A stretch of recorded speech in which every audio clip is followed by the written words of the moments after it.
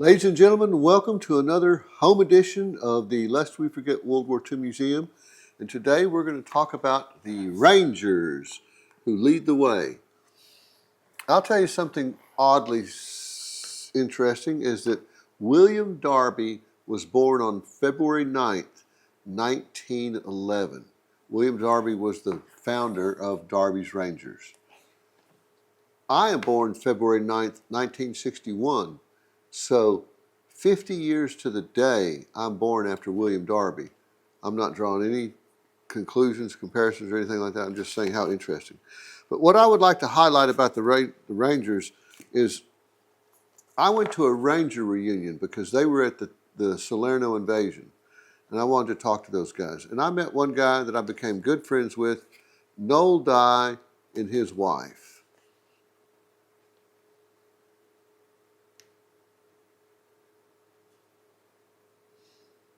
A lovely couple, very kind. And Noel was the first guy to capture a German vehicle on the continent of Europe in the Salerno invasion. And this is the German vehicle with the Germans on it. This was a captured photograph. And this is Noel as the driver with some Ranger officers accompanying him in Naples a few days later, or weeks later. So I'll tell you the story about the motorcycle. Noel and the Rangers went in at Maori, which if we had a map I'd show you.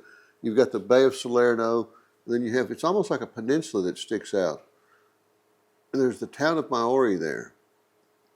They went in before the 36th Division did. They went in before anybody else, maybe 2 o'clock in the morning, and they went in British landing craft because there was no slow gradient beach for them to hit the beach on. So they went in, and the British landing crafts were more like boats, and they went up, and I guess right up against the pier or the harbor, and the guys jumped out.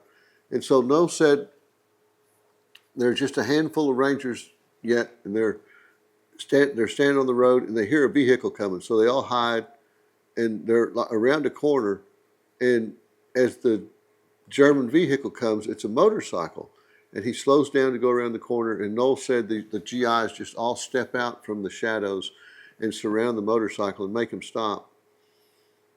He said at that point, there was an officer in the sidecar, a driver, and a guard on the back seat. And he said the guard jumped off and tried to unsling his rifle, and a Ranger shot him dead, and the bullet went through him and hit the German officer in the arm. So Wayne said they had a wounded German and an officer. And so he said he put them the officer in the sidecar, and he had a gun on him, and he said he drove him to be collected at a POW camp or holding area, and then he ended up around daylight driving the motorcycle into a barn where Colonel Darby was, and he was ordered to get off the motorcycle and abandon it there. So the brass confiscated the motorcycle, and then once they got secure there, they said to Noel, "Hey, you know how to drive this thing?" And Noel knew how to ride motorcycles, and so he says, "Yeah." So they said, "You be the driver," and so here he is in Naples being the driver for some officers of the Rangers. So he captured the first German motorcycle. Tell you what, I'd love to have one of those. If I could find one, I'd like to acquire it. A German motorcycle with a sidecar, that'd be a whole lot of fun to have. So Rangers lead the way. Noel Dye told me that, here's a good picture of him and his good buddy.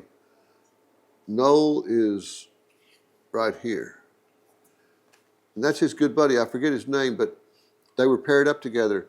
And he said they were going to go out on a mission in a few days, and the boys went out and got drunk, and Noel said, I stayed behind and I slept in. He said, early in the morning, my buddy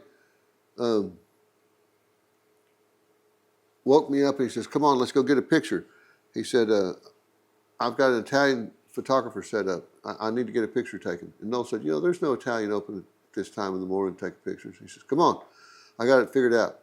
So he knocked on the door, and the Italian photographer was there, and he was ready to go, and they took pictures of him. And this is the picture. And they went on the mission a couple days later, and running across the field, he got hit by a mortar.